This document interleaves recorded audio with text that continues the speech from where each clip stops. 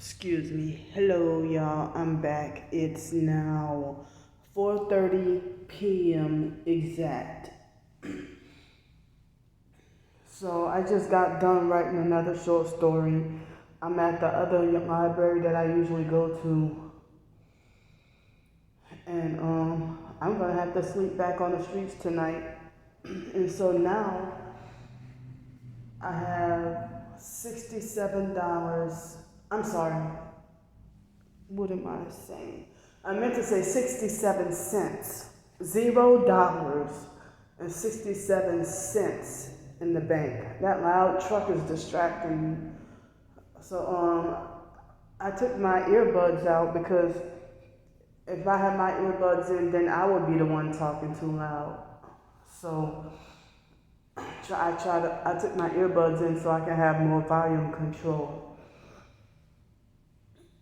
So I have $0.67 in the bank. And earlier I went to fake Walmart and I had to get me some trash bags and a little bit of rubbing alcohol, to clean and sanitize while I have to be on the streets. Okay. Wow, was it part of the gang stalking or was it just a coincidence that shortly after I started this video, she come and got to use the bathroom? So, but anyway, she just left out of here. So what time did I say it was? Oh, it's 4:36 at the moment. So I just realized, okay, so I had to buy a little bit of rubbing alcohol and some more trash bags earlier, since I'm gonna be out on the streets tonight, and it will look like tomorrow night, Sunday night, and the weather is kind of funny here, So I mean, as I said, I when I'm on the streets, I have to use trash bags. I have lots of different reasons for why I need them. Not just me, but other homeless too. Street survival, you gotta have trash bags for numerous reasons. So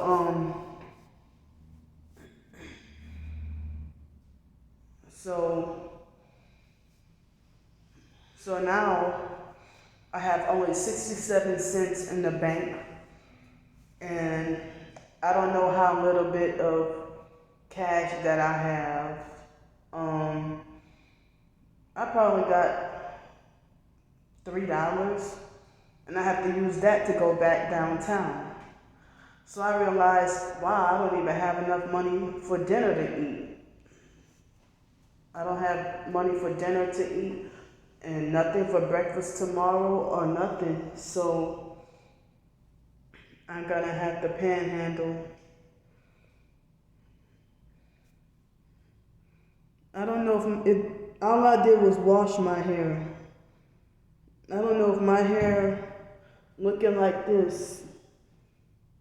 I don't think that the job will approve of my hair looking like this, But that's all the money that I had, was to buy, some rubbing alcohol for cleaning and sanitation, the rubbing alcohol and the trash bags, while I have to be out on the streets and stuff like that. So at least I got that, but I didn't get to have enough to buy a comb and brush or really anything like that. And with my hair texture, I would need some oil or something to put in my hair. I can't just comb it like this. And so also I still need a way to get a pair of black pants. I'm gonna need to get me some black pants for work. They say either black pants or black shorts that go past my knees. I have black shorts, but they don't go past my knees. So I need either a pair of black pants or some shorts that go past my knees. So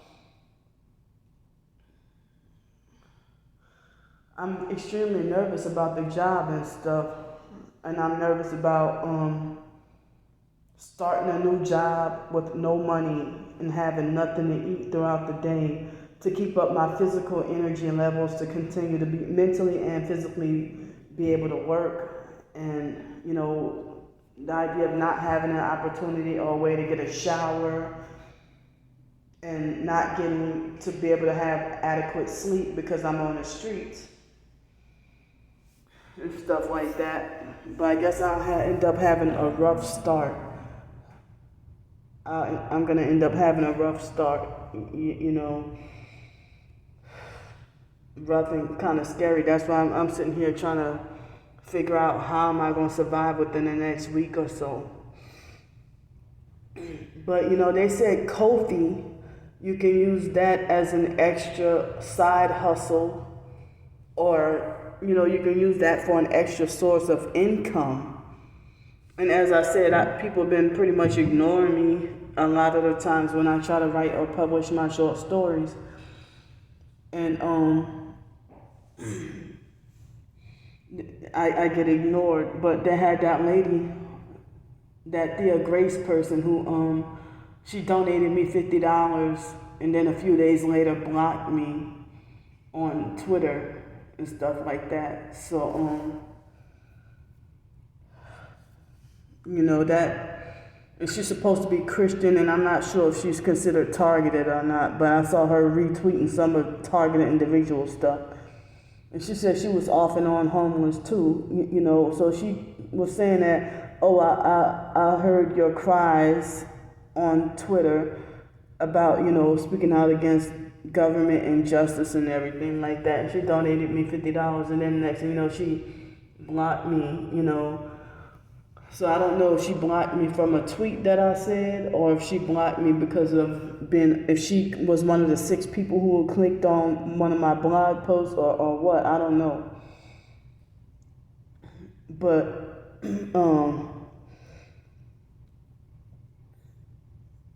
yeah, I was very confused and upset about what she did, Some people are more easily offended than others. And some people say, well, it's a personal thing. Don't, it's not against you. It's a personal thing. Don't take it personal or whatever, But whatever she got mad at me for made me feel like as if, as if I don't deserve, make it feel like as if it's confirmed that I don't deserve support from my writings and stuff. I don't know, I just felt like a failure and a bad person that she did that. But I don't know if maybe she thought that me expressing my anger, maybe she must have falsely assumed that I was trying to spread hate or something like that. I don't know. But I don't know what reason she got mad at me for. But if the Bible says we gotta forgive, the professed Christians be the most unforgiving. Remember I told you that fake friend who said that you ought to consider me as a rarity of a friend because most people aren't so forgiving? Or narcissistic abusers, even the religious ones, they make it like as if you have to, if they get mad at you and cut off contact with you, they make you feel like as if they're God, and you have to come to them with humbleness and repentance and on your knees and begging for their forgiveness, and then they'll be like, no. But the real God himself, he forgives and gives second chances. He ain't gonna be like that, But people who think they're God, they think it makes them more powerful to keep a longer grudge against you and stuff. So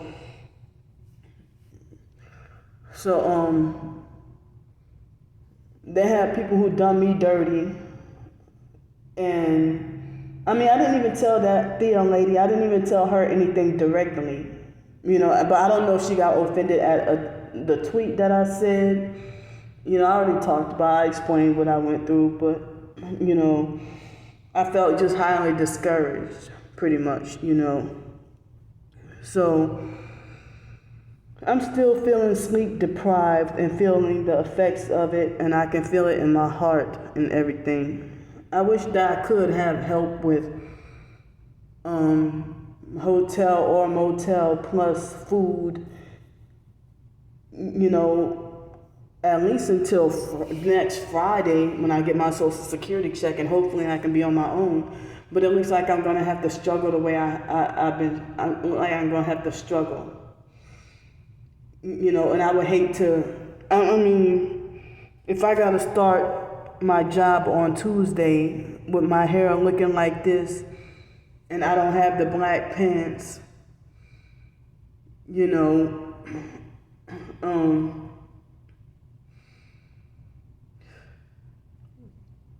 yeah, so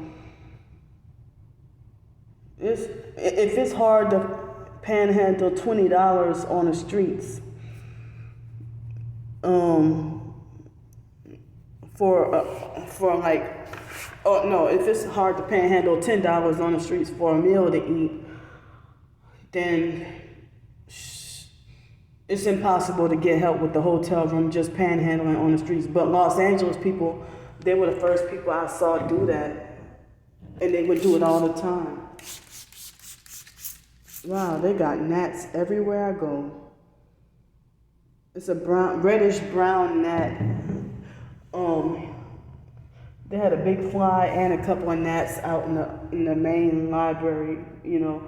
But at the hotel that I was at, the first day it had no gnats at all. But then they had no gnats at all the first day. But then this morning I woke up and there were brown gnats. And I think that the smell from my shoes from being wet for a couple of days from the rain, I think it's been attracting gnats. So, and these are the only shoes I have at the moment. Well, at least with me, you know. But, yeah, so I said that I wanted for my short stories and ebooks and stuff, you know, to be a side hustle job or money-making side hustle. But people try to make like I do and say horrible things to make myself not deserving of any support. You know, like as if I have to be a punished child who has to earn it. Well, why does everybody else just get support and they don't have to earn it? And they serve Satan willfully, you know, and they treat me like as if me trying to ask for help, like they make it like as if I have to earn I said this the other day that they make it like as if I have to earn doggy treats or something, you know, and that's more narcissistic control. And it's always the narcissistic online perps who think they know me, and they come on here and try to give me these narcissistic lectures of why nobody wants to support me or nobody want to help me or why everybody is ignoring me. How can you say that when you just met me online and you judged me based on one video? One 15-second video, you got a whole judgment against me. You judge my character based on one 15-second video. But anyway, here's another gnat. Ew. So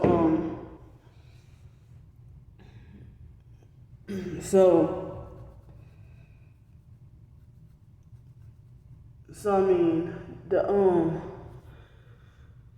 they had this lady earlier, I'm not sure if she was actually deaf or not, but she had some hearing ability. But this is 70%, and most people really don't make complaints. Only a couple of times somebody made a complaint about the smell, but most people don't really smell it. I mean, they don't really say anything, but She kept giving me vicious, mean looks the same way the foster mom would. And so I asked her if I tried to be polite and courteous and ask her if the alcohol smell bothers her. And she's like, yeah, just smell. Something, I don't remember exactly what she said. And she's like, don't spray it no more. But then I respectfully stopped spraying it. But I was trying to clean off the table and the chair. I was trying to clean it off like I usually do every day, And this place is very air conditioned and cold. It's very air conditioned and it get cold, So me and my OCD, I have to, and then they be having dirty people putting their feet and shoes in the seats and stuff, and I don't want to sit where somebody put their shoes at. If they put their feet and shoes in the seat, I don't want to sit there, But, also me, trying to clean and sanitize, throughout the day, because I can't get a shower nowhere, being on the streets. And, so I mean, but yeah, I was saying that I wanted to remind people that me trying to do my short stories as a side hustle, a job, a side hustle job, but the perps, they don't want to even acknowledge my short stories and my writing and stuff. They want to try to force me to stop writing. And they also say that my writing is not work. And then they want to keep the narrative about me being a beggar who doesn't want, a lazy, scamming beggar who doesn't want to work and stuff like that, But I don't even know how many short stories I wrote. So, excuse me. So, I may have written over 100 of them, probably. I don't know, but I've been writing a lot of them. But if I was better rested, I can work on longer and bigger writing projects. But with the constant and severe sleep deprivation, the most I can get by is a short story,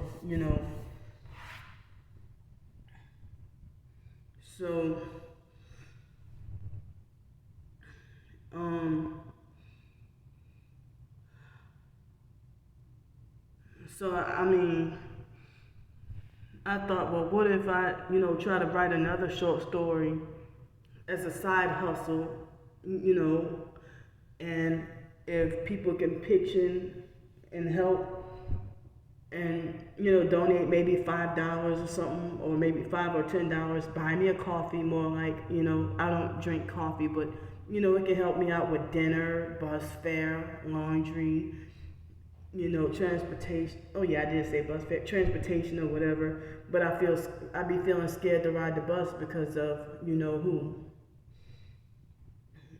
I don't even want to bring his name up. But if y'all been following me, y'all know who I'm talking about. So yeah. So I realized that Trisha likes to try to live vicariously through my short stories and stuff, like she did in order to get me down there. And so then I saw that she did, like when I wrote a short story called Stinky Buns, then, because last week, I was just surrounded by cinnamon rolls for some reason. I tried cinnamon roll, and that was just so, I'll never again, nasty. I tried that, and I always wanted to try it, but I never, all this time, never got around to it, and then I finally tried it, and it wasn't good at all. I didn't like it. But Fake Bodacious, well, they have, like, the best cinnamon rolls. But y'all know I can't go there no more, and the Bodacious cinnamon rolls is way cheaper than Cinnabon. But even though they're an expensive little restaurant, or I wouldn't say it's a restaurant, but little cafe, more like, But I'm deeply hurt that I'm not allowed to go there as a rule of somebody that's young enough to be my child. So and he's not even a doggone manager.